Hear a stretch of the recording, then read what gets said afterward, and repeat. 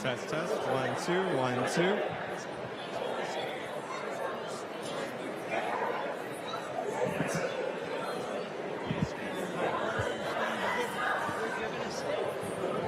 Hey there.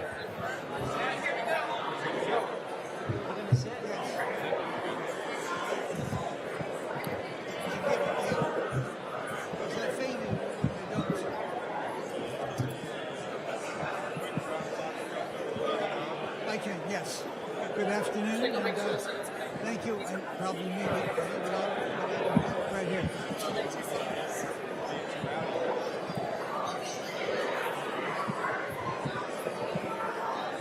Testing, testing, testing. 1, 2, 3. It doesn't sound loud enough to me. Sound loud enough to you? Yes.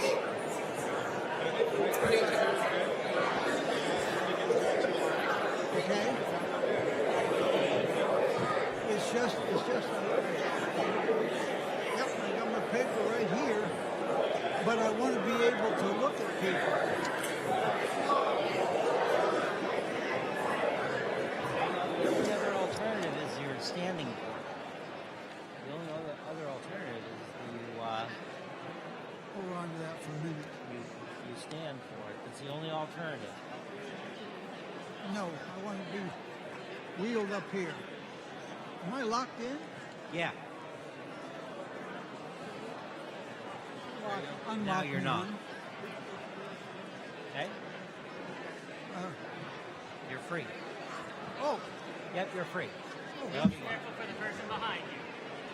yeah. Who's that? No, when there is someone behind you, Yeah, who is that? It'll be an attorney general. Oh, Cherry.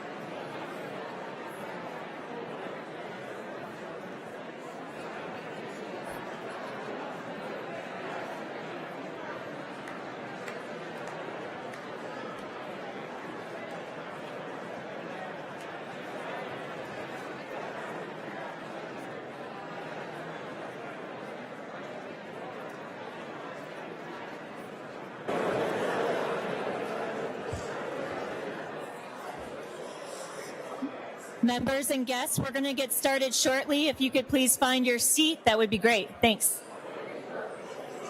Great.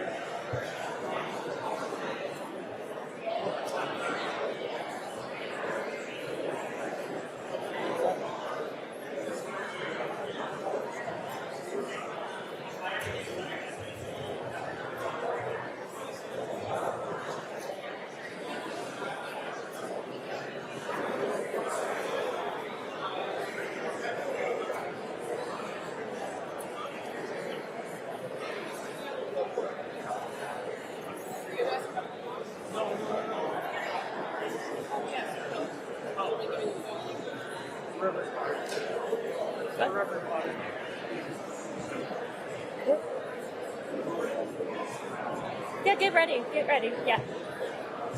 There she is. She's right there. She's right there.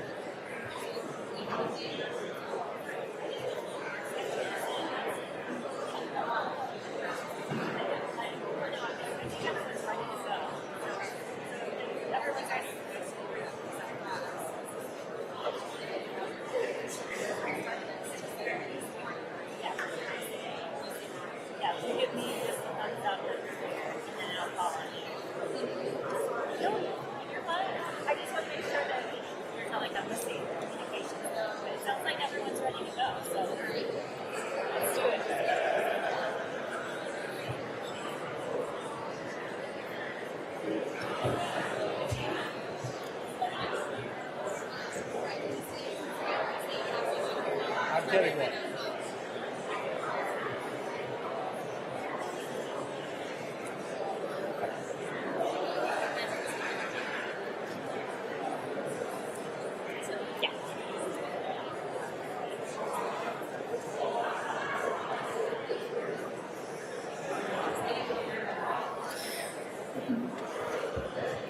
Will members and guests please take their seats? We are getting close to starting here.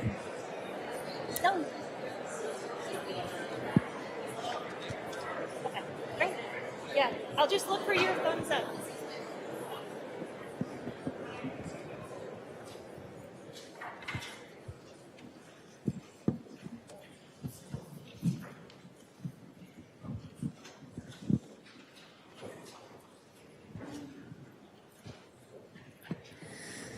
Madam Sergeant at Arms.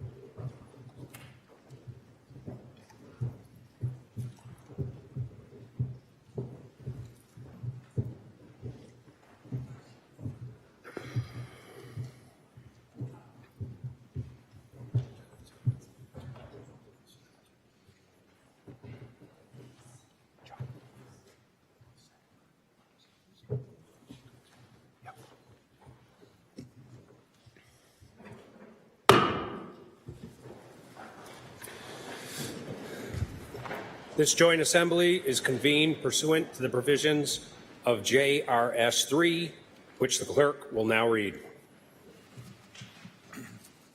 JRS 3, joint resolution to provide for a joint assembly to hear the inaugural message of the governor. Resolved by the Senate and House of Representatives that the two houses meet in joint assembly on Thursday, January 9, 2025 at 2 o'clock in the afternoon to receive the inaugural message of the governor.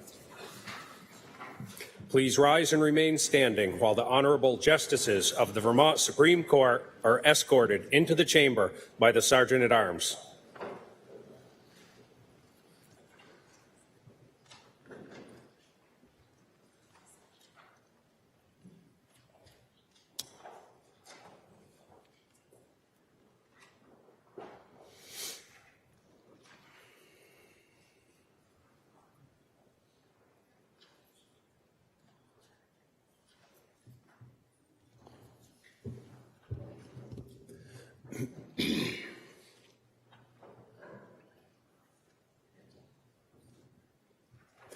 Please remain standing while Quebec's delegate to New England, Renee Sylvester, is escorted into the chamber by Major Casey Bell, Recruiting and Retention Battalion.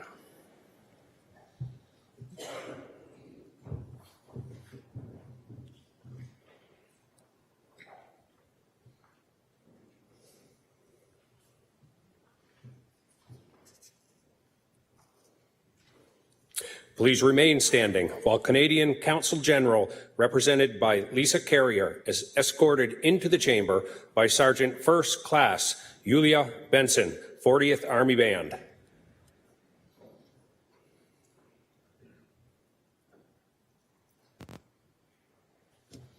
Please remain standing while Secretary of State-elect Sarah Copeland-Hansis and John Hansis are escorted into the chamber by Senior Master Sergeant Darren Adams, 158th Fighter Wing.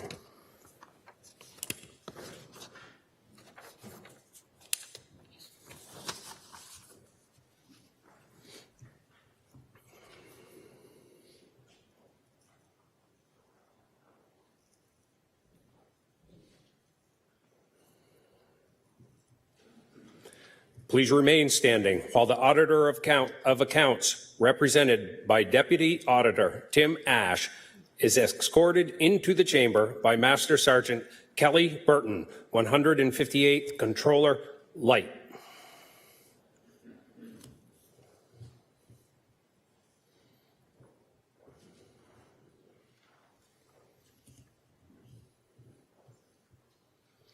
Please remain standing while Treasurer-elect Michael Pichek, Gavin Bowles, and Ashlyn Doyon are escorted into the chamber by Major John Hayward, 168th Brigade Support Battalion.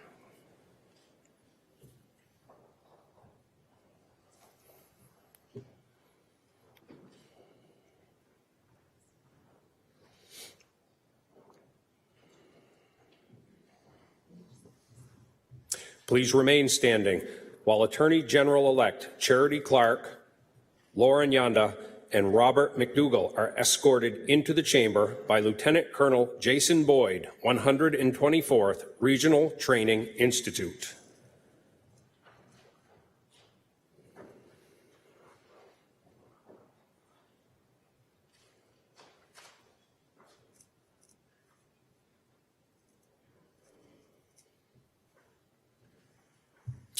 Please remain standing while former Governor Peter E. Shumlin and Katie Hunt are escorted into the chamber by Chief Master Sergeant Peter Noble, Joint Forces Headquarters, Vermont National Guard.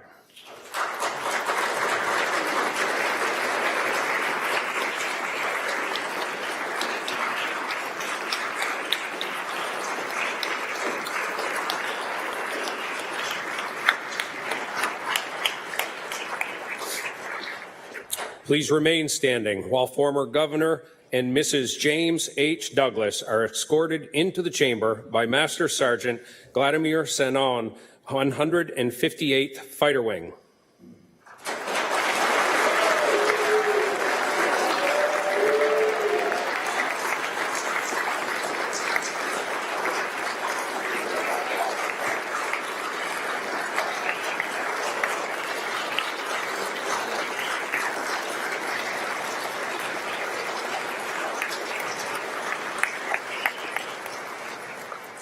Please remain standing while former Governor Madeleine M. Cunin and Mr. Robert Stafford are escorted into the chamber by Airman First Class Malachi Thompson, 158th Security Forces Squadron.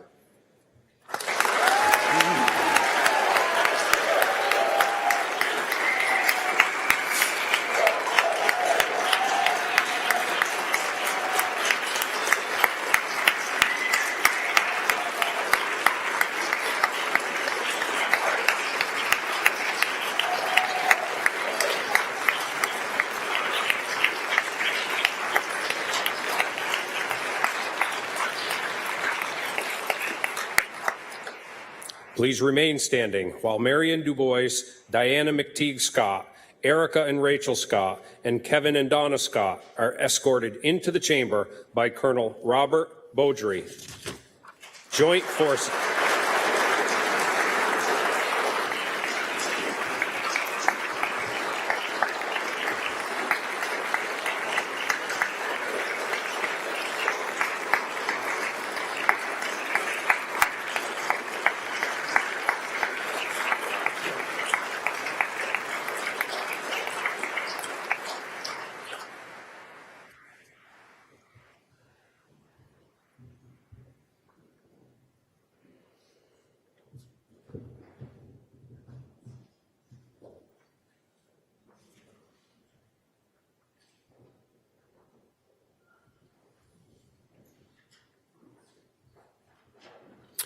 The chair recognizes the senator from Chittenden Central District for the purpose of making a motion.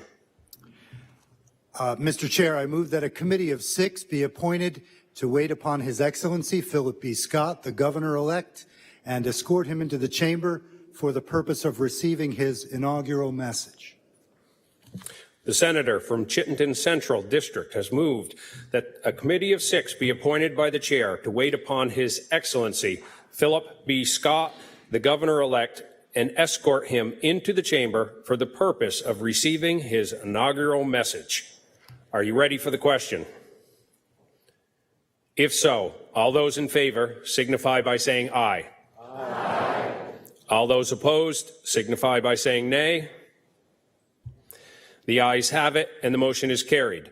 The chair appoints as members of this committee the senator from Chittenden Central District, Senator Baruth, the senator from Chittenden Southeast District, Senator Lyons, the senator from Caledonia District, Senator Beck, Representative Houghton, the member from Essex Junction, Representative McCoy, the member from Pulteney, Representative Logan, the member from Burlington.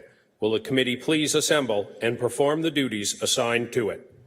The General Assembly may be at ease.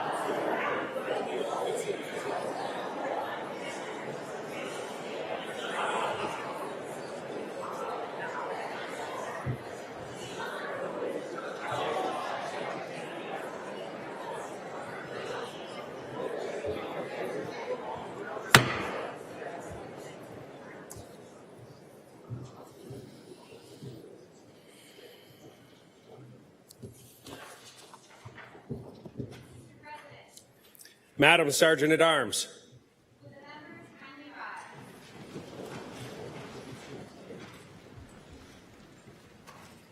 my distinct honor to present to you the Governor of the State of Vermont, Philip B. Scott.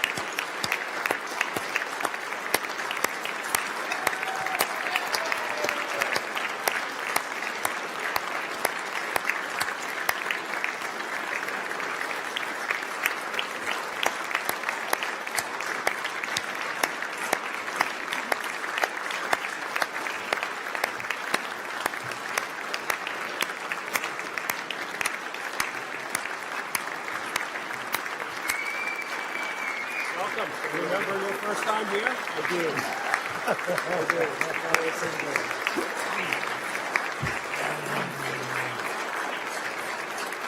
You have a place to sit? Please remain standing while the State Police Honor Guard host the colors.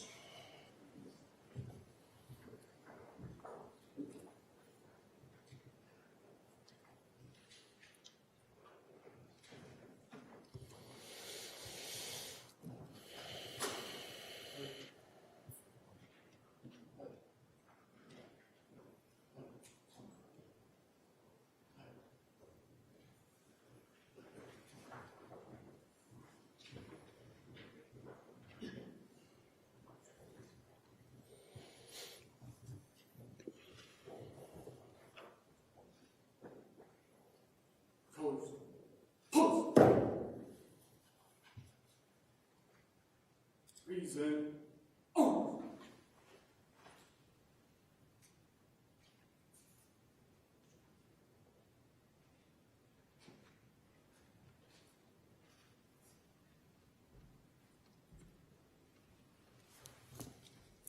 Please remain standing while Summer Booton of Fairfax, Vermont sings our national anthem.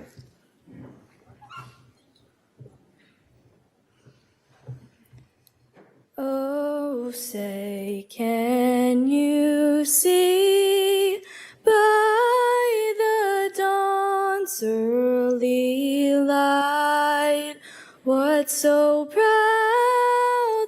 we hailed at the twilight's last gleaming, whose broad stripes and bright stars through the perilous fight o'er the ramparts we watched were so gallantly streaming, and the rocket's red glare, the bombs bursting in air, gave proof through the night that our flag was still there. Oh, say, does that star-spangled banner yet wave o'er the land of the free and the home of the brave?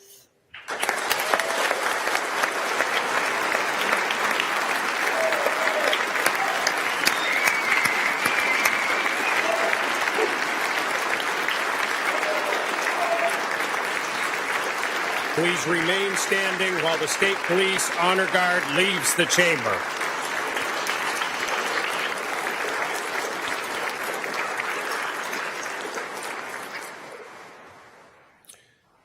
Representative Kevin Coach Christie will now sing America the Beautiful.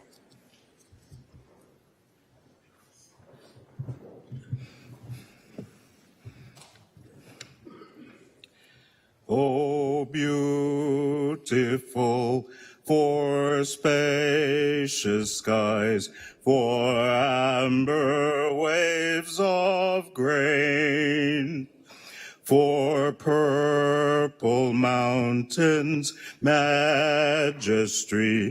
above the fruited plain.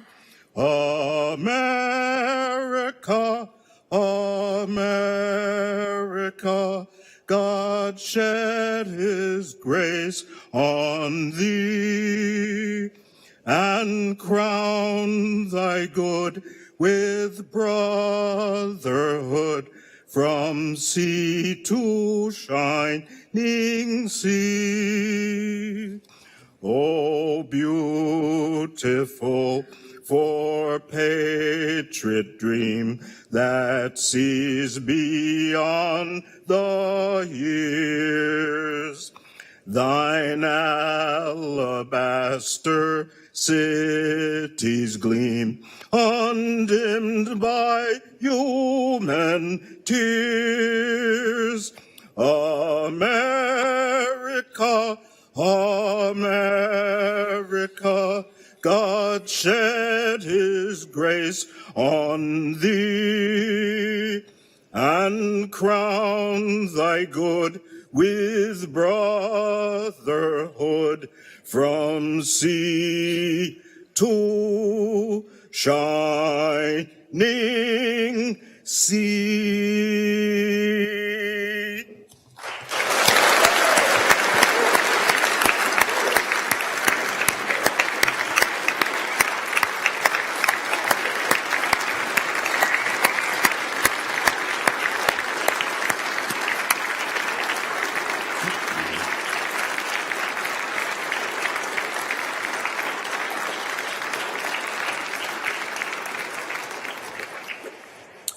The invocation will be given by the Most Reverend Father Leopold J. Bilodeau, retired pastor, St. Monica's Church of Barrie, Vermont.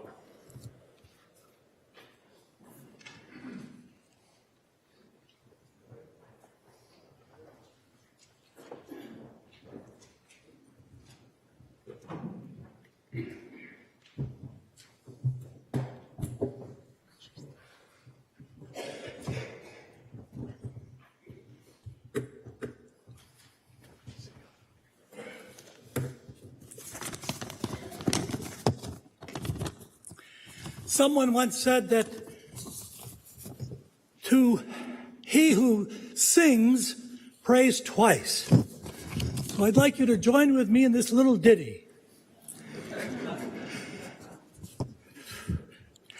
This is the day that the Lord has made, that the Lord has made. Let us rejoice and be glad in it, and be glad in it. This is the day that the Lord has made. Let us rejoice and be glad in it. This is the day that the Lord has made. Thank you. Let us pray. Heavenly Father, source of all life, freedom, and authority, we come before you in solemn prayer on this inauguration day of Philip B. Scott, the 82nd Governor of Vermont, and John Rogers as the Lieutenant Governor. We thank you for the many blessings you have bestowed upon our state, from its shores to its green mountains, to its farms, towns, and cities. We ask that you continue to watch over this free state, its citizens, and its leaders, now and for many years to come. In a special way, we ask you to pour forth your blessings upon Governor Scott and Lieutenant Governor Rogers, as well as their wives and families, as they begin their special service to the state of Vermont. Bless them with wisdom, courage, and love as they take the prescribed oath and accept the heavy responsibilities of our state's highest offices.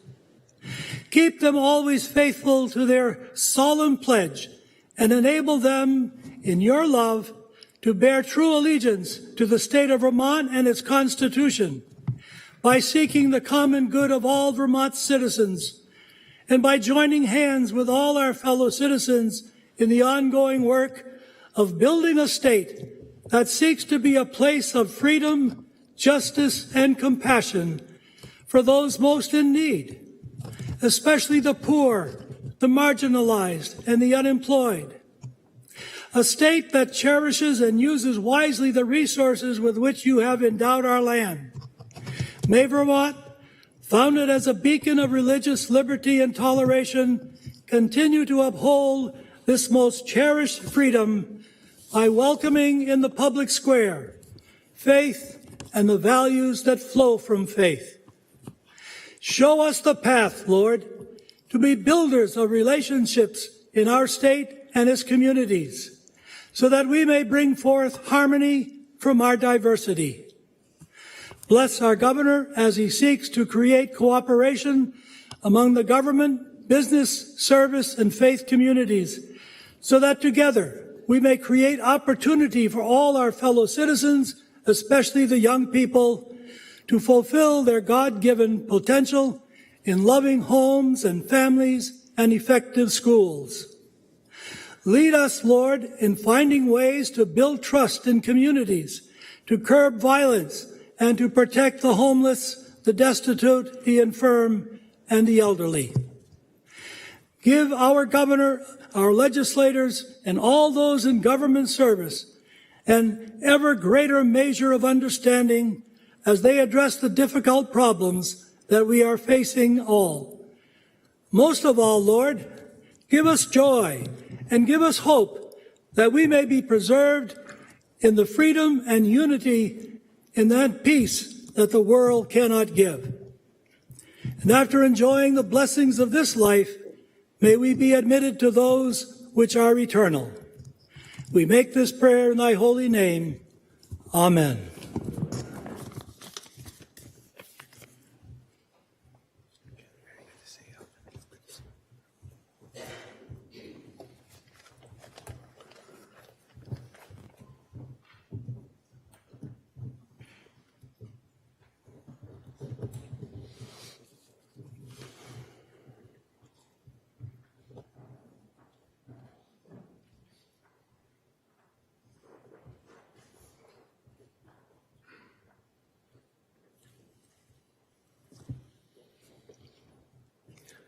The Chief Justice of the Vermont Supreme Court, the Honorable Paul L. Reiber, and the Governor's mom, Marion, will now come to the podium. The Chief Justice will now administer the oath of office to the Governor-elect.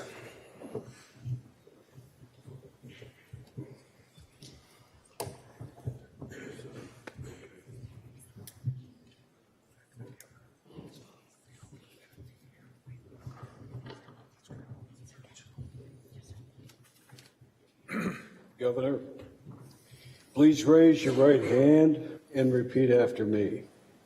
I, Philip B. Scott, do solemnly swear. I, Philip B. Scott, do solemnly swear. I will be true and faithful to the state of Vermont. I will be true and faithful to the state of Vermont. And that I will not directly or indirectly. And I will not, directly or indirectly, do any act or thing. Injurious to the Constitution. Injurious to the Constitution. Or government thereof. So help me God. I do solemnly swear. That I will support the Constitution. Of the United States. So help me God. I, Philip B. Scott. Do solemnly swear. That I will faithfully execute. The office of Governor. For the state of Vermont. And will therein do equal right. and therein do equal right and justice to all and persons, justice to all persons, to the best of my judgment to the best of my judgment and and ability, ability, according to law. according to law. So help me So God. help me God. Congratulations.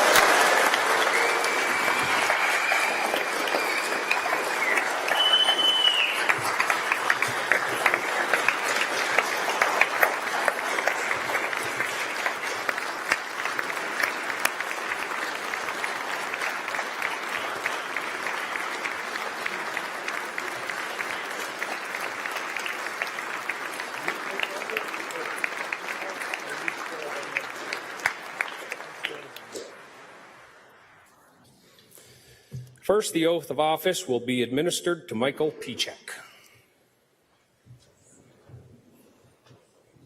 Do I have the script somewhere?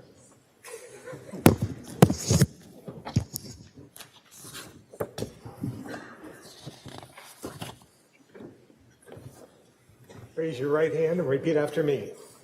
I, Michael S. Pichek, I, Michael S. Pichek, do declare and affirm do declare and affirm I will be true and faithful to the state of Vermont, I will be true and faithful to the state of Vermont, and that I will not, and that I will not, directly or indirectly, directly or indirectly, do any act or thing do any act or thing injurious to the Constitution injurious to the or Constitution government thereof, or government thereof, under the pains and penalties of perjury. under the pains and penalties of perjury. I, Michael S. Pichek, I, Michael S. Pichek, do declare and affirm do declare and affirm that I will faithfully execute the office of State Treasurer that I will faithfully execute the office of State for Treasurer the state of Vermont, for the state of Vermont, and will therein do equal right and justice and will therein do equal right and justice to all persons, to all persons, to the best of my judgment and ability, to the best of my judgment and ability, according to law, according to law, under the pains and penalties of perjury. under the pains and penalties of perjury. I, this last one, I, Michael S. Pichek, I, Michael S. Pichek, do declare and affirm do declare and affirm that I will support the Constitution of the United States that I will support the Constitution of the United States under the pains and penalties of perjury. under the pains and penalties of perjury. Congratulations. Thank you, Governor.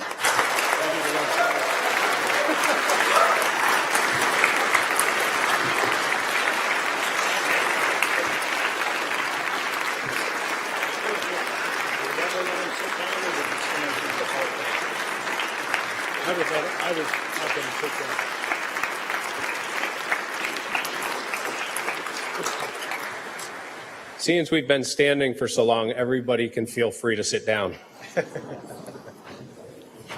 The oath of office will now be administered to Sarah Copeland Hansis.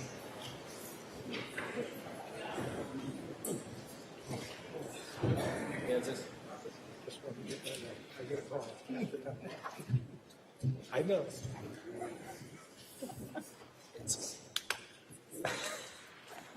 Raise your right hand and repeat after me. I, Sarah Copeland Hansis, I, Sarah Copeland Hansis, do solemnly swear do solemnly swear that I will be true and faithful that I will be true and faithful to the state of Vermont, to the state of Vermont, and that I will not, and that I will not, directly or indirectly, directly or indirectly, do any act or thing do any act or thing injurious to the Constitution injurious to the or Constitution government thereof. or government thereof. So help me God. So help me God. I, Sarah Copeland Hansis, I, Sarah Copeland do Hansis, solemnly swear do solemnly swear that I will faithfully execute that I will faithfully execute the office of Secretary of State the office of Secretary of State for the state of Vermont, for the state of Vermont, and will therein do equal right and justice and will therein do equal right and justice to all persons, to all persons, to the best of my judgment and ability, to the best of my judgment and ability, according to law. according to law. So help me God. So help me God. I, Sarah Copeland Hansis, I, Sarah Copeland do Hansis, solemnly swear do solemnly swear that I will support the Constitution of the United States. that I will support the Constitution of the United States. So help me God. So help me God. Congratulations.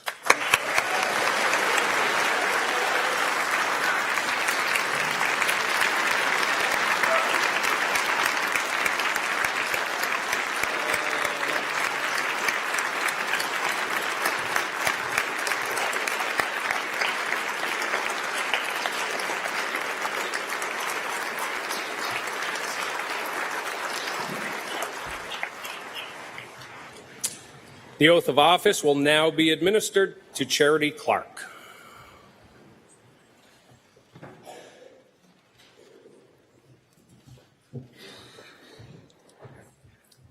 Raise your right hand and repeat after me. I, Charity R. Clark, I, Charity R. Clark, do solemnly swear do solemnly swear I will be true and faithful to the state of Vermont, I will be true and faithful to the state of Vermont, and that I will not, and that I will not, directly or indirectly, directly or indirectly, do any act or thing do any act or thing injurious to the Constitution, injurious to the Constitution or government thereof. or government thereof. So help me God. So help me God. I, Charity R. Clark, I, Charity R. Clark, do solemnly swear do solemnly swear that I will faithfully execute the office that I will faithfully execute the office of Attorney General for the state of Vermont, of Attorney General for the state of Vermont, and will therein do equal right and justice and will therein do equal right and justice to all persons, to all persons, to the best of my judgment and ability, to the best of my judgment and ability, according to law. according to law. So help me God. So help me God. I, Charity R. Clark, I, Charity R. Clark, do solemnly swear do solemnly swear that I will support the Constitution of the United States. that I will support the Constitution of the United States. So help me God. So help me God. Congratulations. Thank you, Governor.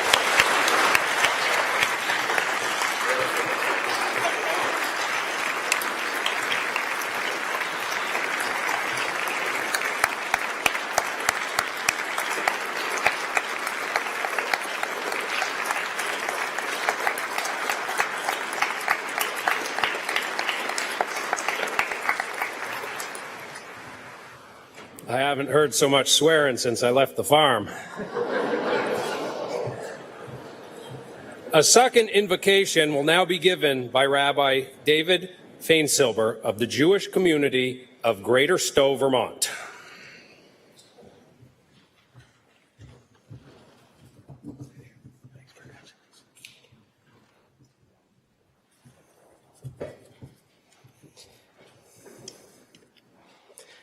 Coming together in the midst of winter's chill, help us, God of life, to feel the warmth among us, gathering by the civic hearth, as we wish Mazel Tov from the Hebrew good luck to Governor Scott, the statewide officers, and the legislators in their positions serving Vermonters. Chei ha'olamim, Eternal Living One, let me speak to you, O God, from my heart, according to my Jewish faith in this State House, before these honorable people, each filled with dignity and worth. Let us pause and look around at our fellow Vermonters, meeting each other's eyes, seeing one another as created in your image, each imbued with sacred purpose.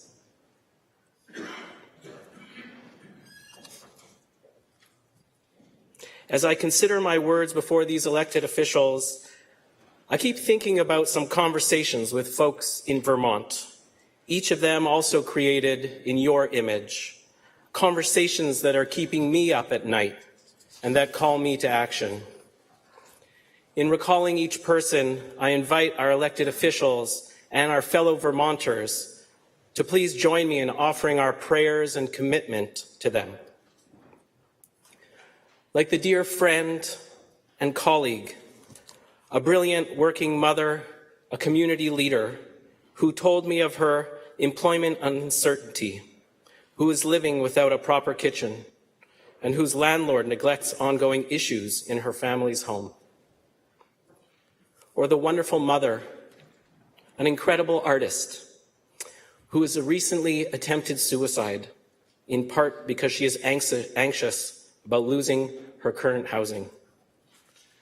Or the couple who are both transgender, good neighborly people, wise people, who live afraid for their lives in the current climate. Or that family with young kids I spoke to after losing their home due to flooding, concerned it could happen again. And the seniors I pastor, who contributed to their families and this country, who are suffering from isolation. And the boy among too many, targeted with anti-Semitism in one of our local schools. And the teen who is dealing with racism. Or the many I speak to about their struggles with mental health. Or that conversation that still plagues me, with the father who was sleeping in the car with his family through the Vermont winter, still trying to get his kids to school on time.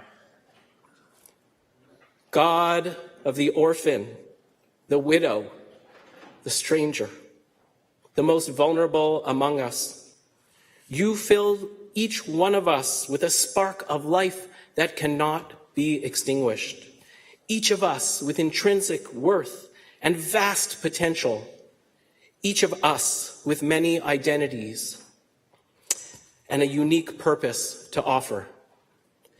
Each person I shared about is created B'Tselem Elohim, in your divine image. I know this because each one is utterly incredible and inspiring. How, despite challenges, each contributes to their communities with their uniqueness.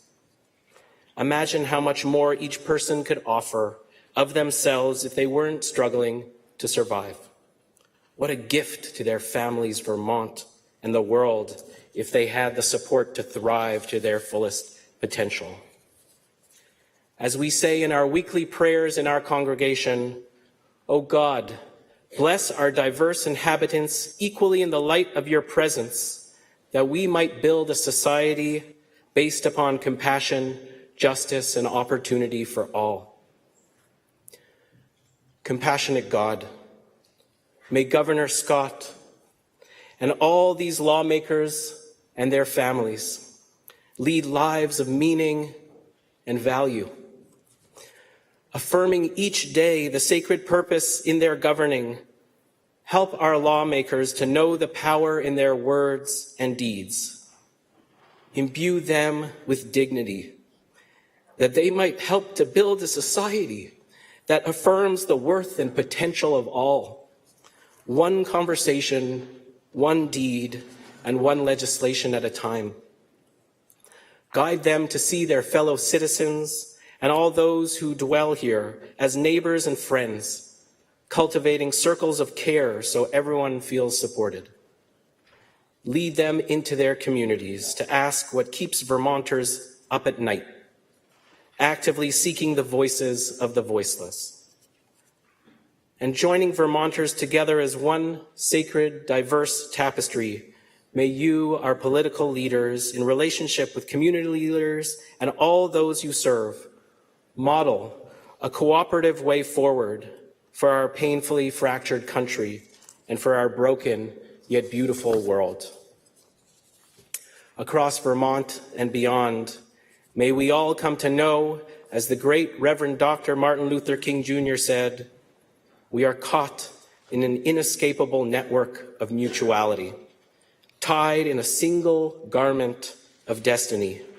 Whatever affects one directly affects all indirectly. Thank you for this humbling opportunity to stand before you. I appreciate each of you and your service to others. And so let me end with a traditional prayer to God upon new and renewed commitments at this inaugural ceremony and for this next term, and gratitude for our already abundant blessings. So if you know the Shehechianu blessing in the Hebrew, please join in, followed by the English. Baruch atah Adonai Eloheinu melech haolam shehechianu v'kiyemanu v'higianu lazman hazeh. Amen. Blessed are you, breath of life, guide of the universe, who brings us life and sustains our every breath, and who has brought us to this auspicious, sacred moment. And let us say, Amen.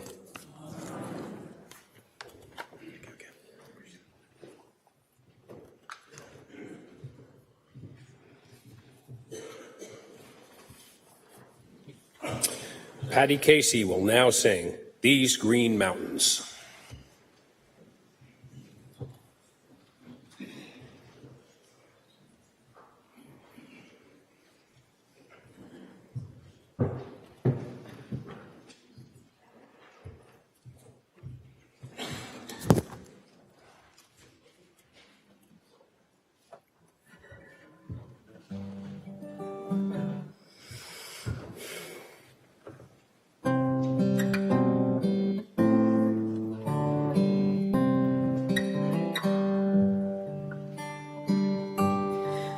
These green hills and silver waters are my home.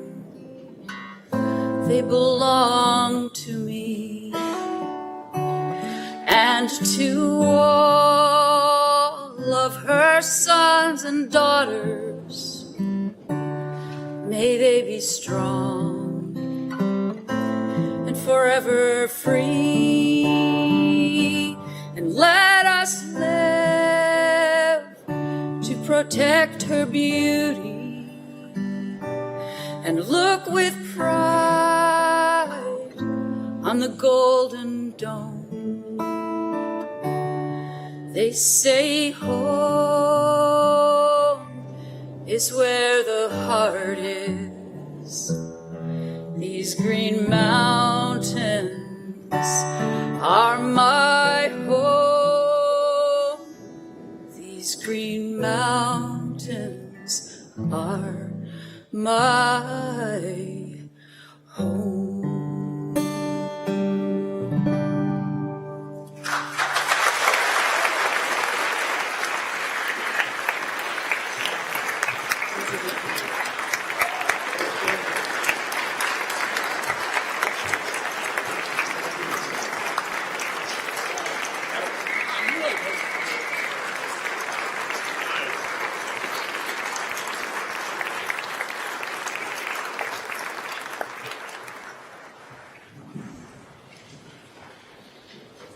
It is now my distinct honor to present to you the Governor of the State of Vermont, the Honorable Philip B. Scott.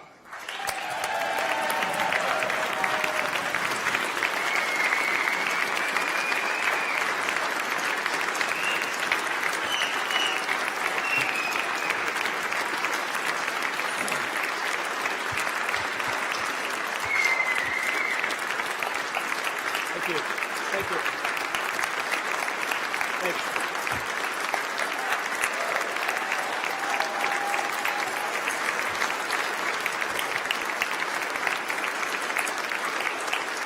Please.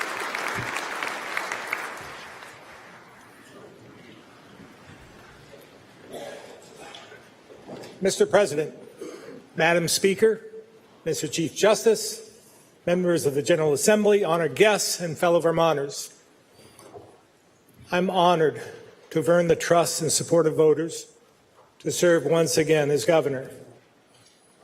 It's great to have former governors, Shumlin, Kunin, and Douglas with us today. And I just saw Governor Douglas leave. Now, he said it was nothing personal, nothing to do with anything I'm about to say, but he's got a flight to catch. So, and at least that's his story. I'm not sure. We'll see. I want to thank my wife, Diana, my daughters, Erica and Rachel, my mom, and my family and friends for their continued understanding of the day-to-day challenges and demands of this job. And that goes for your families as well. Public service is rewarding, but consuming, with a lot of time spent away from home. This session, when our work gets difficult and the days grow longer, which they will, let's remember the hundreds of men and women in our National Guard who are away from their families and far from home. A large number of them were deployed this past week. In fact, last night I met with a group that was leaving and assured them we would do our very best to take care of their families while they focused on their mission. We're joined today by General Knight and other members of the Guard, so I'd like to ask them and anyone here who has served in the military to rise and be recognized.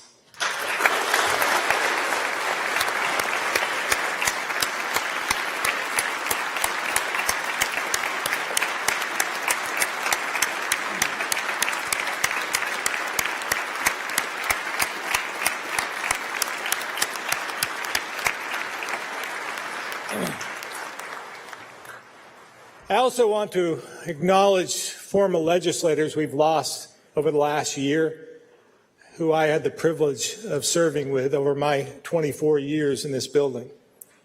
Bill Keogh, Kurt McCormick, Dick Sears, and Don Turner. And of course, there was my former seatmate, Bill Doyle, and my dear, dear friend and mentor,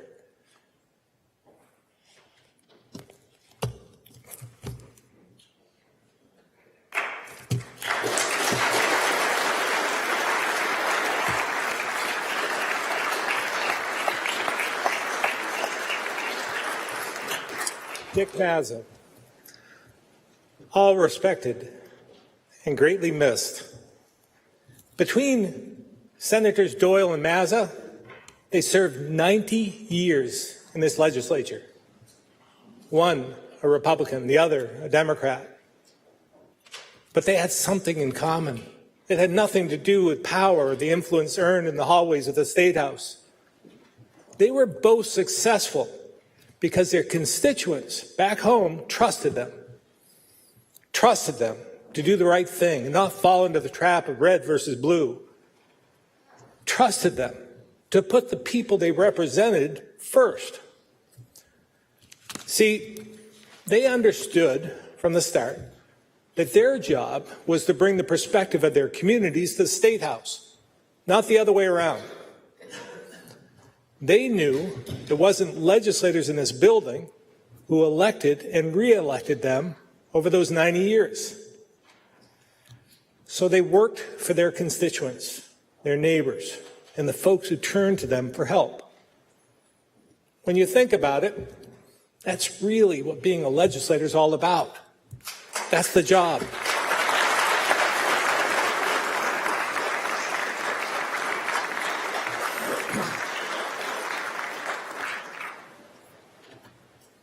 Listening to your constituents and being a voice for those back home is essential, especially for those of you from cities, towns, and villages who feel left behind and want a seat at the table. There's no doubt many communities, businesses, and families are struggling, but it's not hard to see that Northwest Vermont is doing better than all the others. And it's not to say this region doesn't have challenges, but overall, it's where you see a lower percentage of kids in poverty, lower energy costs, higher median incomes, higher home values, and more new housing being built. And while we're desperate for workers across the state, the size of the workforce in Chittenden and Franklin counties is the highest it's been in recent history. But as the rest of the state struggles to catch up, they carry the same burden of increasing taxes and fees and navigate the same complicated mandates and regulations. And regardless of how well-intentioned these policies are, they're expensive and require resources that places like Burlington, Shelburne, and Wilson may have, but small towns like Chelsea, Lunenburg, Peacham, Plainfield, and even Rutland, Newport, or Brattleboro do not. Too many bills are passed without considering the impact on these communities. Let me read a vote explanation from former Essex Caledonia Representative Terry Lynn Williams, which she gave last year in tears. She said, "Don't come up to me today and ask me how I am. The answer is, I'm sick, and I'm afraid, and I'm defeated, and angry, and sad.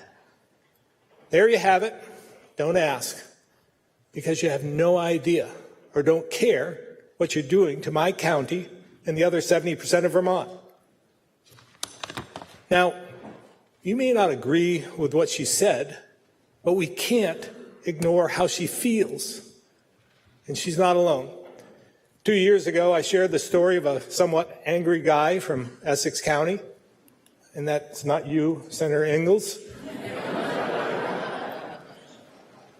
He confronted me while I was up in the Northeast Kingdom saying, "We're crushing him," and that Montpelier couldn't care less about what they did to folks like him in places like Island Pond. Now, I realize many of you go back home and face constituents with these same concerns and challenges, where your workforce and student enrollment has been declining for years. or your select board doesn't have the time or resources to apply for complicated grants, or your school board is struggling and your community needs jobs and a better economy. So if any of this resonates with you, here's something to think about. There are 17 senators and 83 House members who represent these left-behind communities, which means if you ignore party labels, you actually have the majority here. So let's work together to pass bills that fix the problems that matter most to your constituents and set aside the ones that don't. Let's put our communities above all else, reset the playing field so it's fair and benefits all of Vermont.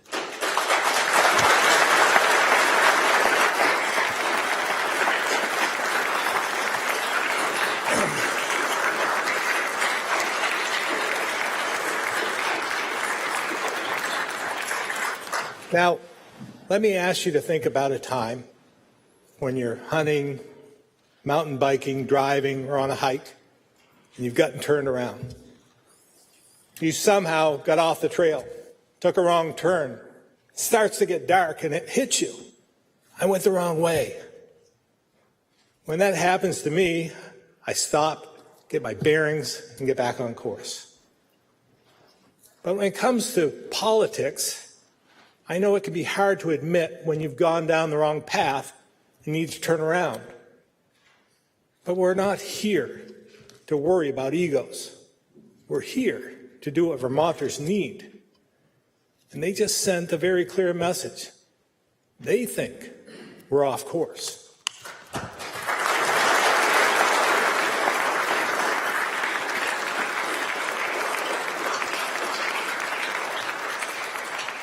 For my first 6 years as governor, we built budgets that funded our needs, made new investments, and stabilized the state's finances, all without asking Vermonters for more. This common sense approach led to historic surpluses, so we can invest in the initiatives we cared about without raising taxes. It wasn't always easy, but in the end, we were able to come to an agreement. But last biennium, things changed, and the legislature didn't have to compromise. So they built and passed budgets that met their wants, and then raised taxes and fees as necessary to pay for them. In response, Vermonters told us loudly and clearly, they expect us to get back on course, to spend within their means, and above all else, make Vermont more affordable for them.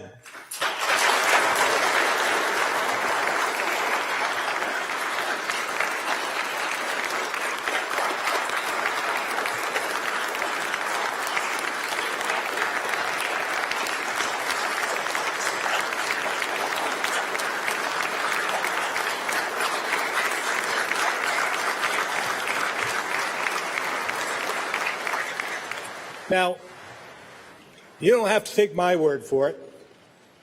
Just listen to Travis, a Harwood alum and Moortown resident who rushed from work to a public meeting so he could tell whoever would listen, I don't live here, I survive here. He's had enough. His taxes and his homeowner's insurance has doubled. His hands at that very moment were bleeding from the 14-hour day he just worked, a schedule that's crushing him. He said, I'm sick of all this ridiculous spending and the cost of everything doubling every year. I can't handle it anymore. I'm 46. I don't know if I'm going to see anything older than that here in Vermont. Now remember his age because I'll come back to it. He ended his comments with a simple message. It's too expensive. Straighten it out, figure it out, and come up with a better system because the taxpayers are sick of it. And that, I believe, gets to the heart of the issue. Because he didn't say slash and burn the budget. He said do it better. In so many areas, I share your goals. Where we often disagree is how we get there and at what pace. As I've said, just throwing more money at problems hasn't equaled success. Not in education, state colleges, housing, homelessness, and other areas where we funded but haven't fixed the underlying structural issues. Without fixing the holes we're in, they just keep getting bigger, and the hard-earned money of taxpayers like Travis is squandered. So this year, I'm asking you to join me, to listen to those who sent us here. Think about what they can afford and what they need, and give everyone the chance to not just survive, but thrive.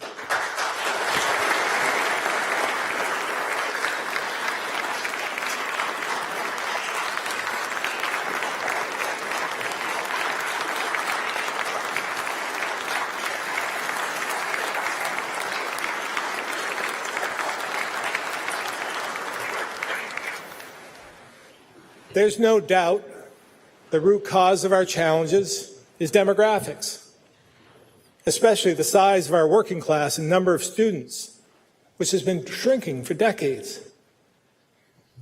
I know some look at recent data showing a population increase and think we've solved the problem.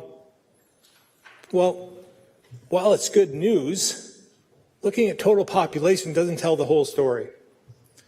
What does are the numbers 14, 28, and 48. According to the Joint Fiscal Office, from 2010 to 2022 alone, we had 14,000 fewer Vermonters under the age of 18, 28,000 fewer age 40 to 54, which is prime working age, Travis's age, and 48,000 more over the age of 65. And here's why this matters. Because it means fewer kids in our schools, or we're still paying for the system built for tens of thousands more students. It leads to fewer high school graduates, which means less enrolling in our state colleges or replacing retirees in the workforce. It means fewer in the trades to build the infrastructure and housing we need. Fewer to work at child care centers and healthcare offices, fewer volunteering for your local fire department, fewer joining your police force, fewer teachers and bus drivers, and fewer to take care of loved ones in our long-term care facilities. It also means fewer workers generating state revenue, and no one to fill the jobs employers need to survive or grow. All of it means less revenue for services to support the 48,000 more seniors we have, and less to fund the safety net for the most vulnerable. With fewer to pay for the growing burden of taxes and fees, education, utilities, and health care, Vermont becomes less and less affordable for those still here. And as competition for a limited workforce pushes wages up, everything is getting more expensive. Meanwhile, it gets harder to attract the people we need because our reputation as one of the highest taxed and most expensive states isn't exactly a great marketing strategy. It's clear you cannot separate affordability and demographics, so both need to be at the center of all we do. As I say all the time, we need more taxpayers, not more taxes.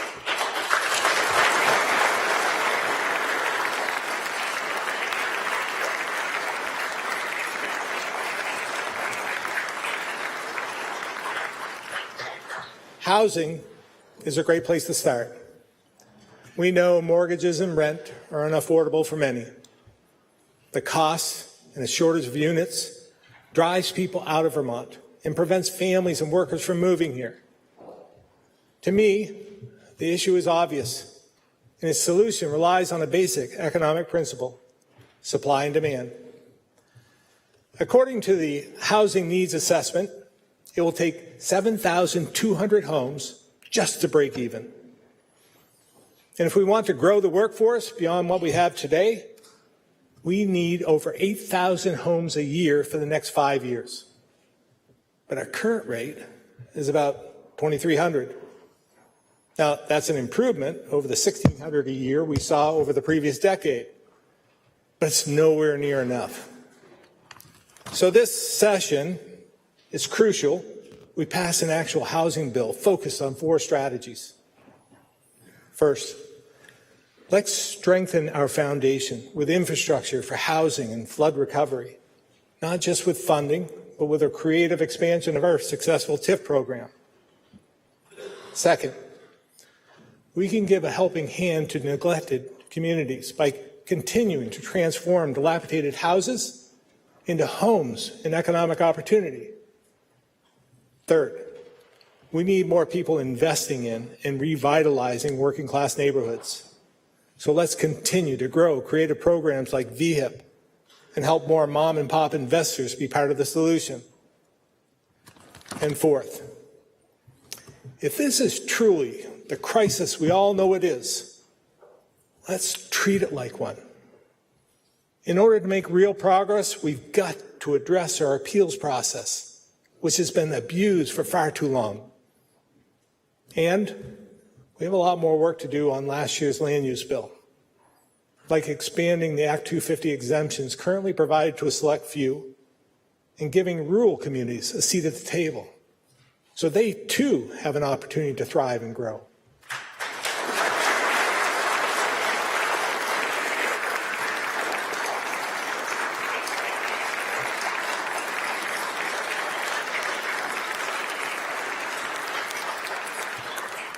As one national housing expert recently put it, it's long past time to legalize housing.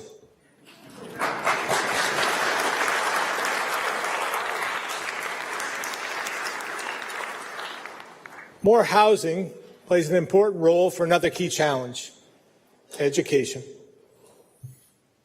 As you well know, last year bills went up 14% on average, and as high as 38%.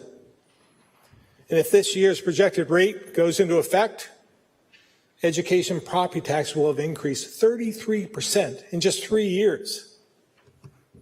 And that's only property taxes, which for good reason has received a lot of attention. But what's not as obvious is all that's been added to the Ed Fund from other sources. 100% of our sales and use tax, about $600 million a year, goes into the Ed Fund. So does a third of our purchase and use tax, and a quarter of our rooms and meals tax, as well as 100% of the new short-term rental surcharge, and all lottery proceeds. And at times, we bought down rates with general fund money that could have gone to housing, human services, climate mitigation, public safety, and so much more. So when we tell ourselves that we pay for education with property taxes, that's not the whole story, because over a third, about $800 million, comes from other sources. Since I took office, the education fund has gone from $1.6 billion to an astounding $2.3 billion and climbing. We're one of the top education spenders in the nation. Yet, in too many districts, teachers aren't paid enough. Administrators are tied up in bureaucracy. Schools have too much empty space, and many are in disrepair. And most importantly, our kids aren't seeing the best outcomes. With what we're spending, we should not be in the middle of the pack on any educational scorecard.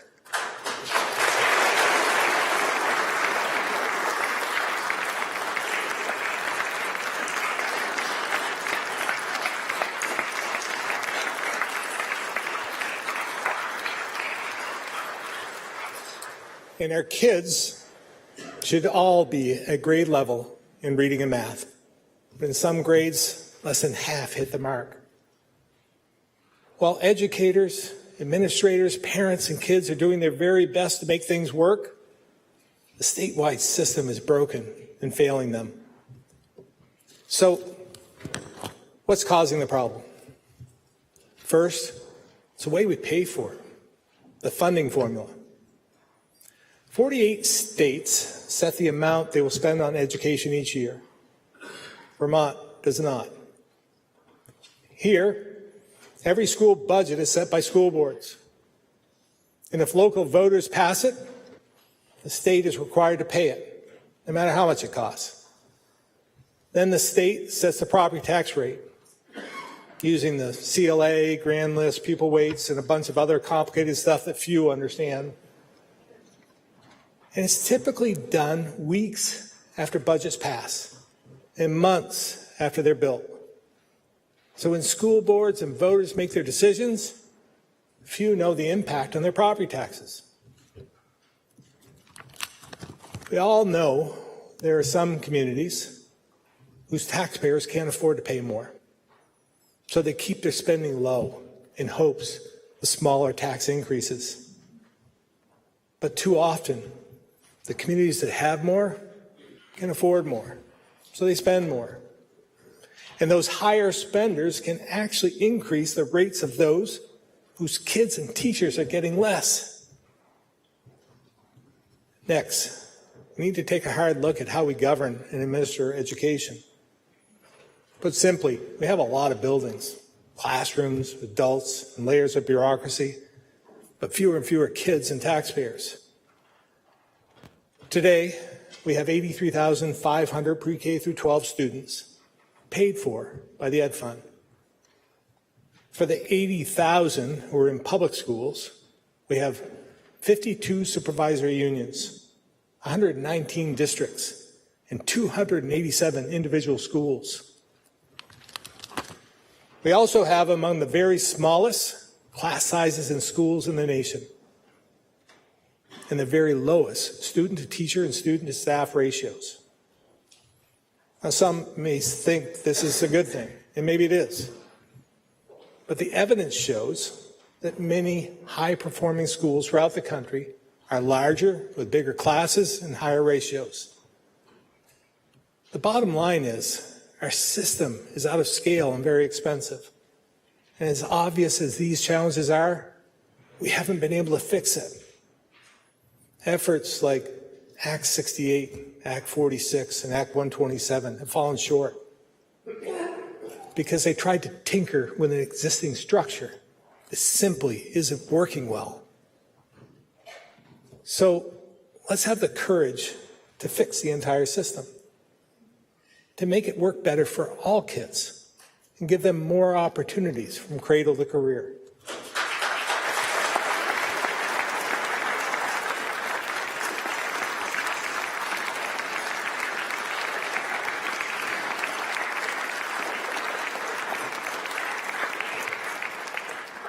With my budget in 2 weeks, we'll share our full proposal to improve the quality, equity, and sustainability of the pre-K through 12 system in Vermont. With those three principles and the mandate voters gave us in November, we'll propose a multi-year plan to transform education. First, it will include an entirely new student-centered funding formula to provide more and better opportunities for kids and get costs under control. Second, we'll propose a new, simpler governance structure so we can deliver better and more equal education across communities. Third, we'll provide school boards and administrators with support and guardrails to reduce cost pressures. Finally, we know Vermonters can't afford to pay more. So if school boards contain spending growth to the projected level, my budget will lower the impact of this year's increase with a goal to eliminate it.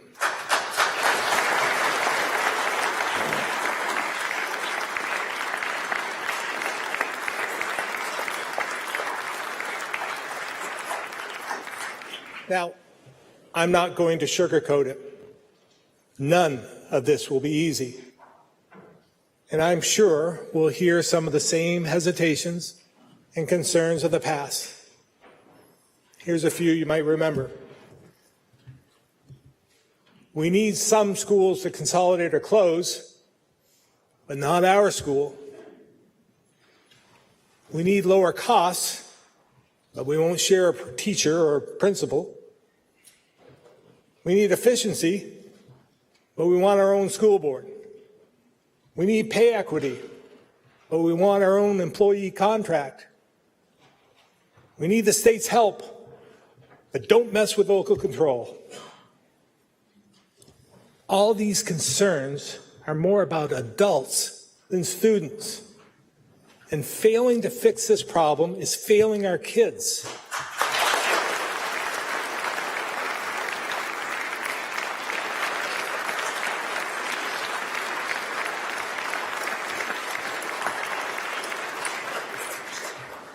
So let's be bold. Let's be the ones who make the difficult decisions to move towards the real change the system needs and our kids deserve.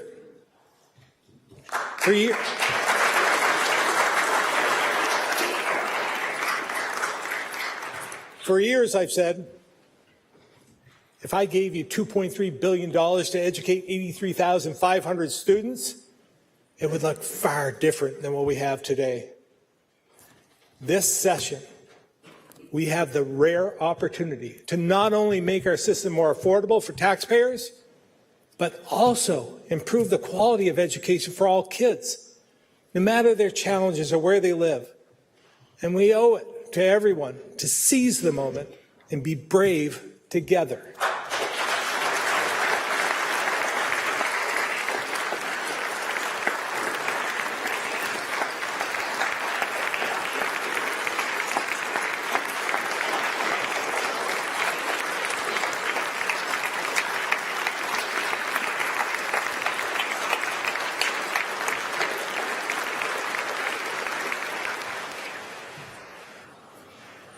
There are no silver bullets, no simple solutions to any of this. But in a state with so many crises, from demographics and workforce to public safety and disaster resiliency, to affordability of government, healthcare, education, and the cost of living and doing business, we need to start somewhere. I believe prioritizing housing and education in a way that makes Vermont more affordable, not less, is how we make the biggest gains. In the coming weeks, we'll talk about how to stabilize our healthcare system, share proposals to improve public safety, strengthen communities, and support climate change policy that's achievable and affordable. So we'll be juggling a lot of issues, but it's more important than ever to prioritize and stay focused on the fundamentals that matter most to Vermonters. In a few short months, I'll be standing right here again as we adjourn the first half of the biennium. Those of you who have been around a while know our time together will be gone in a flash. So, on that day, what is it you want to have done for your community? What priorities of theirs will you have addressed? I can promise you my efforts, my focus, and those of my entire administration will be squarely on solving the problems Vermonters sent me and all of you here to solve. Creating a high-quality, equitable, and sustainable education system. Pushing for regulatory changes to legalize housing. And making sure whatever we do, we keep affordability for everyone our top priority. Vermonters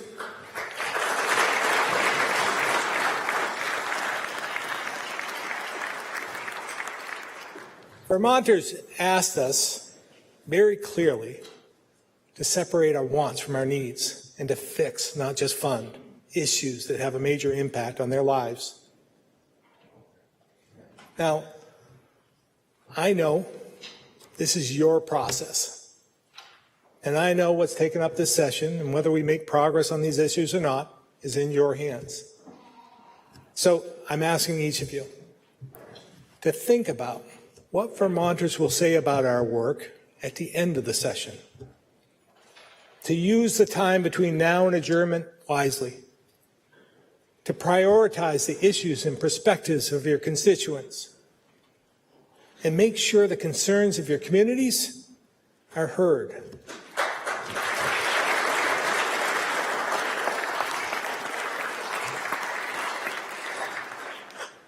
The good news is we've shown what state government can do to solve problems and help people. We, all of us, saw it during the pandemic, and I often think back to what it took to build that response. Long days, nights, and weekends that spanned months and then years. But even with all the uncertainty, with all the loss, the hardship, difficult decisions, and tough calls, we got through it. And with the federal aid that came our way in the aftermath, we, all of us, strengthened 246 water treatment systems, supported over 600 businesses, created nearly 2,000 homes, protected 3,500 acres with climate change mitigation projects, and improved broadband for over 100,000 households and businesses. And this money is still funding projects, so there's more to come. We've had some success on a smaller scale as well. A little over a year ago, there was an idea to fold a team from the Agency of Transportation, the folks who build things, into our housing team to make more units available quickly and affordably. When floodwaters damaged dozens of homes beyond repair for the second year in a row, this group stepped up to say, we can help. And in a show of true bipartisanship, the E-Board transferred $7 million to get them started. In a matter of months, they've improved 34 empty lots and placed 32 mobile homes with 5 already under contract for purchase. And that's just one example. Here are a few more. We've welcomed over 1,000 refugees in the last 3 years, and will continue.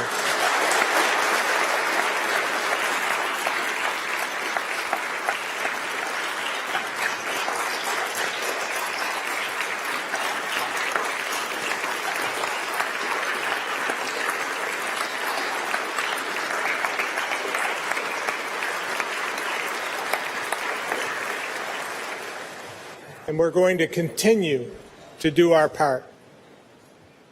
While we're not claiming victory, overdose and suicide deaths are trending downward. So are highway fatalities and crashes. Since October of 21, state funding for brownfields has cleaned up 42 contaminated sites, making way for over 700 new homes, adding economic value for communities after years of being an eyesore. Since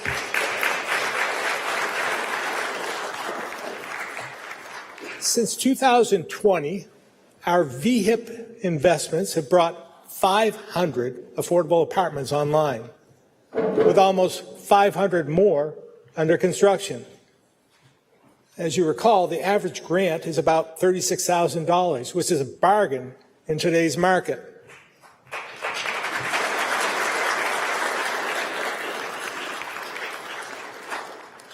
State parks welcomed over 1 million visitors this year, one of our best years ever, despite the flooding. VOREC, the Vermont Outdoor Recreation Collaborative, is paying off, contributing $2.1 billion to our economy in 2023. This puts us second in the nation after Hawaii.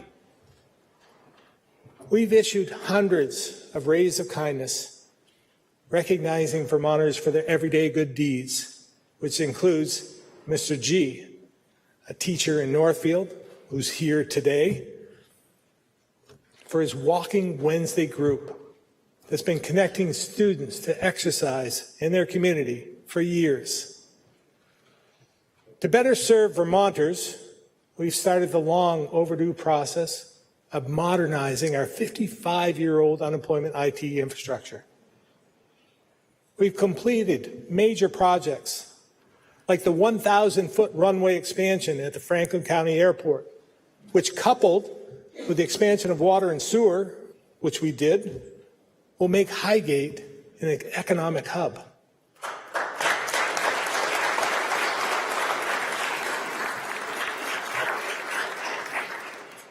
We brought train service from Burlington to New York City after 2 decades of waiting.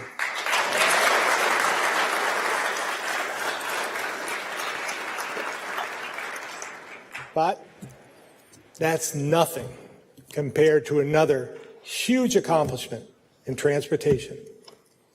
Because this year, we had just one truck stuck in Smuggler's Notch.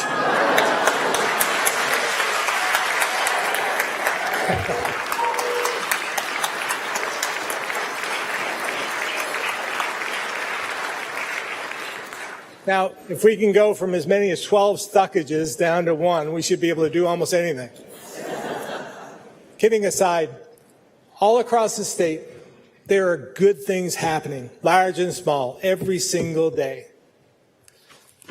Last year, I talked about the countless Vermonters leading by example to support their communities in good times and bad. It's something we saw in the summer of 23 and again in 24, when flood waters ravaged the state. And Vermonters tapped into the same stubborn sense of community to once again help their neighbors muck out and clean up. But it's not just about lending a hand. It's the genuine concern for others, the selflessness that sets us apart. About a month after this year's flood, me and my team were in Lyndonville, talking with the town about their many challenges. With back-to-back floods, the local teams were exhausted. The NEK's 2-person long-term recovery group was struggling to keep up with all the need. The select board was piecing together funding to cover costs, and they were all spread too thin. But what struck me, and it stuck with me, was something one of the local homeowners said. Carrie and her husband Nathan gave us a glimpse of life on Brook Road, which along with Red Village Road, saw some of the worst damage and left many, them included, on an island in their own homes. Since they couldn't drive in or out, they had to walk one kid up the road and the other down to get them to school. Family members were carrying in groceries on foot. And as their generator was running low, they were trying to figure out how to get fuel. But Carrie wasn't sharing this story to complain. Her point, her concern, was not about her family or even the challenges of her town. She said, I'm just worried about the folks up in Kirby. Because even with all Lyndon's struggles, she knew they had more resources than their smaller neighbor. This is the selflessness. This is a stubborn sense of community that inspires me to do the work, to make the lives of these Vermonters and all Vermonters easier and better every day.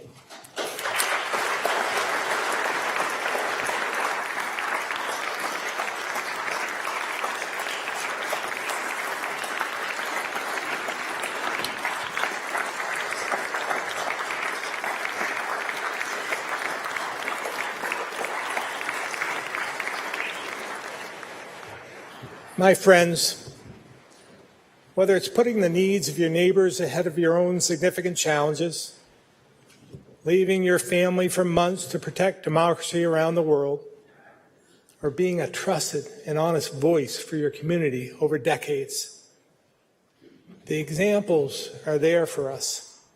We just need to learn from them. This year, once again, we've been asked to step up, to solve big problems and help people. And there's no doubt our challenges are great.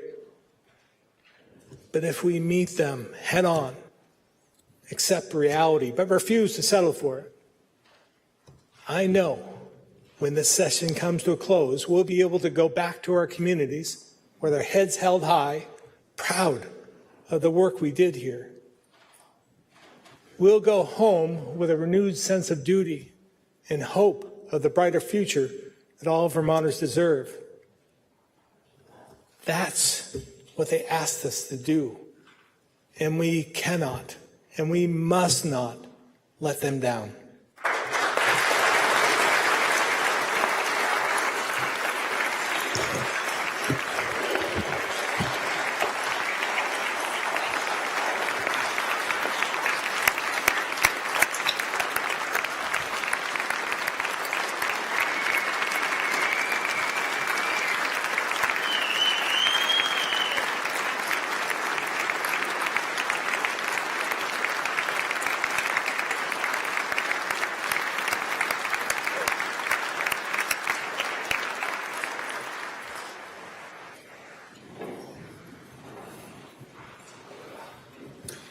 The benediction will be given by the Reverend Robert A. Potter, Senior Minister, Peacham Congregational Church.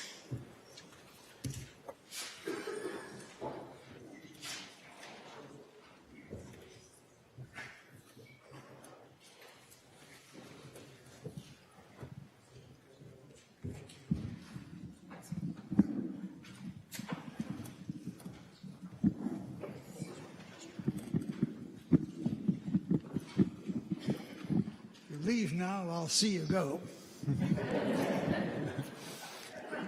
Ministers are sometimes accused of talking down to their congregation. Truly, we are here on the same level, except for the guys behind us. I asked Scott Peck one day, why does he want to be a senator instead of a representative? And he said, well, I want to sit up there in one of those big red chairs.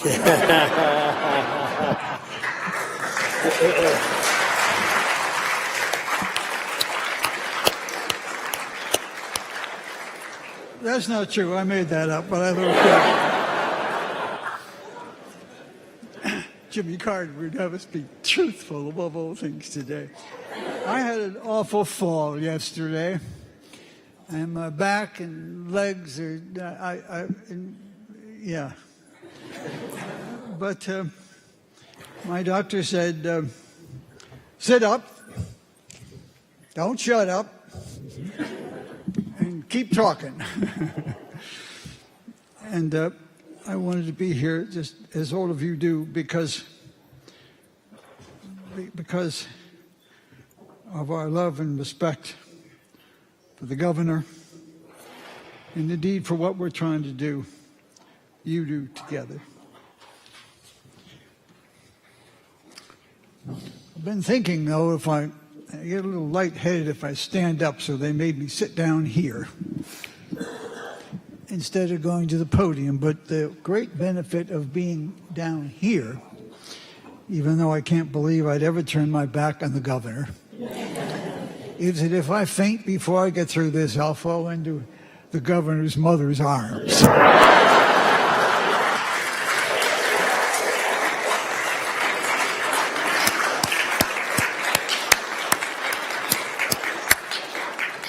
She's a dear friend of many years, so she'll understand, won't she? I want to thank my son, my wife of 67 years. And I'm about to be 90 years old, so I guess I have a right to fall apart. And my son, Jeffrey, Dr. Jeffrey, who is the pastor of Old First Church in St. Johnsbury. I think it was a humorous dream. Now the text. And I'll try to stick to it. When I conversed with my longtime friend, the governor, I said, Phil, you cannot afford, and he leaned in, of course, at the very words, you cannot afford not to have me give the benediction at your inauguration. It won't cost the state or a taxpayer a penny. Except for me. Unless we lose our sense of humor amidst enormous challenges and think that only one party is concerned about cost. Let me remind you that a few years ago, protesters, 100 of them, as I remember, shouted from the balcony during my benediction. This is my 7th. We want a single-payer system.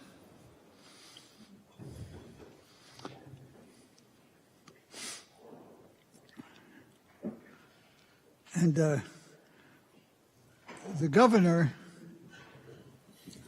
at the time was a Democrat. Can you imagine a Democrat saying we can't afford it? Now, those are not my words. I've just come from the town dump. Well,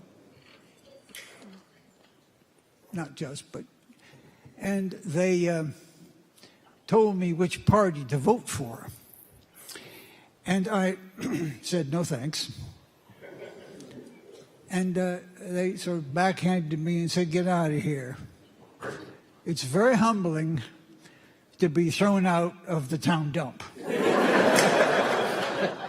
But maybe that's what we need to do. Because no party has obviously a corner on truth, and we know that. I also come here on a day when we honor two great Americans, Jimmy Carter and Martin Luther King, in a few days. And I thought it might be helpful for me to remind you that of my long personal ties with Martin Luther King. We did a number of things together over the years. Most recently, we shared a graduation stage. And he gave a great speech on the need for having a tough mind and a tender heart. A tough mind and a tender heart. And afterwards, he said to me he really preferred to give the benediction because obviously I had so much fun doing it. But also, he liked giving the last word. And so do I. On the road from Burke to Island Pond, there's a park-like clearing amidst a vast wooded wilderness. I passed it many times, and one day I decided to stop. It has a moat perfectly and gated with a high granite monument, no doubt from Mary, topped by a large plaque which says, on this site in the year 1857, absolutely nothing happened.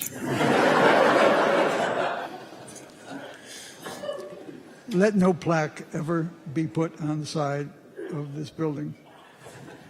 We have come here today, dear friends, perhaps from over old cow paths and old logging roads by the river, honoring those who have come before us, through valleys that give us our values and our vision, and over mountains that give us our meaning and sense of the marvelous.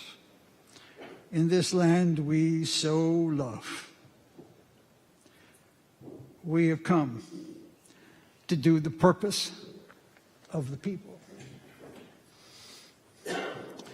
We come with the agricultural goddess above us, that same old symbol of sacred earth and serious hands, of our history and our hope and our hard work. And it is wise that we give her renewed life with our vitality and our vibrance, and never giving up in spite of the enormous challenges that we obviously face. And then also above us is that great motto, freedom and unity,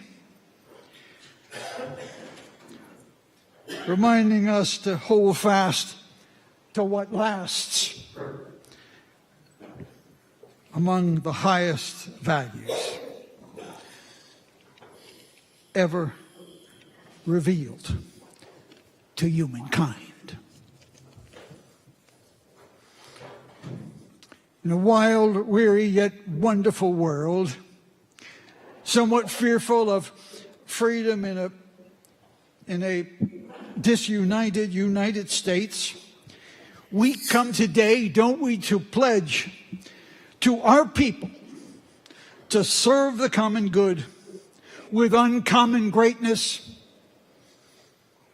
We can do that because we're Vermonters. We know how. But as Martin Luther King said in that speech, you just gotta do it. Funny this, we're going home. Way up in the land of Canaan, Vermont, near where I recently served the Church of the Great North Woods, I found a mountain called Monadnock, Indian for a mountain that stands alone. Mountain that stands alone. Magnificent for a mountain, but not for you and me. In Phil's first inaugural address, he told us that his father died when he was 11. My mother died when I was 11. We knew then and we know now that we do not stand alone. No one in this room got to where we are today by standing alone. No one. Not today, not tomorrow, never.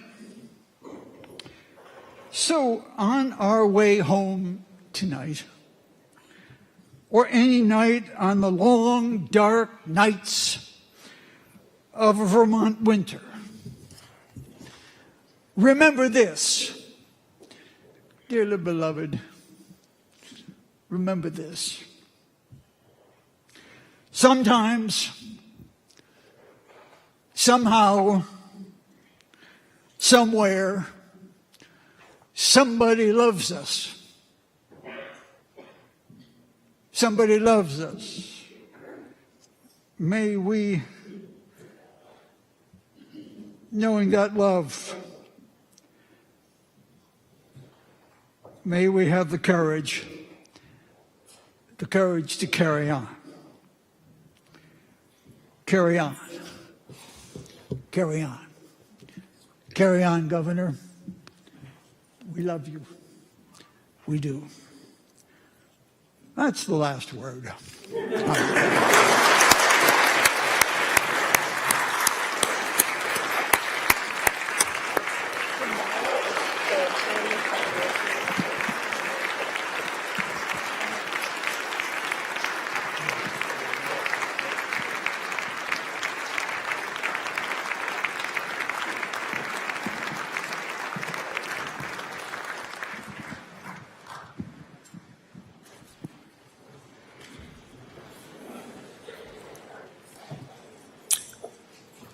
Sorry, I'm a little slow to the draw. Will the Joint Assembly please remain standing? And will the committee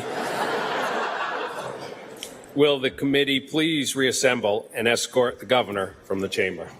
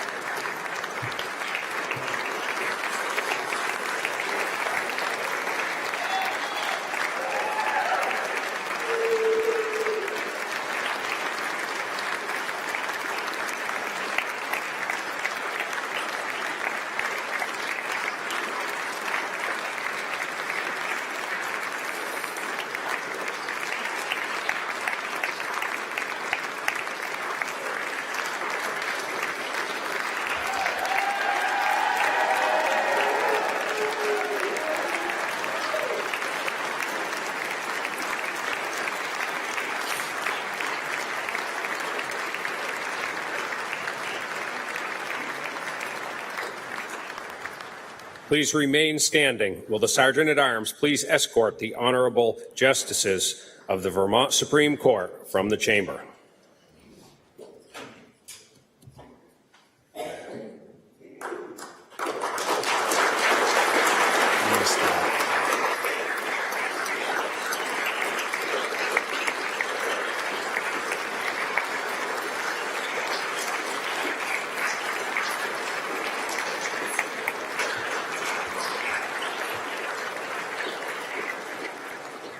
Please remain standing while the family of the Governor Scott is escorted from the chamber.